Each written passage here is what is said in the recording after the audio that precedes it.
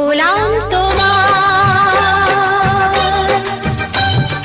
জানি না কেমনে এলে গো এমনি, কিভাবে হলে আমার।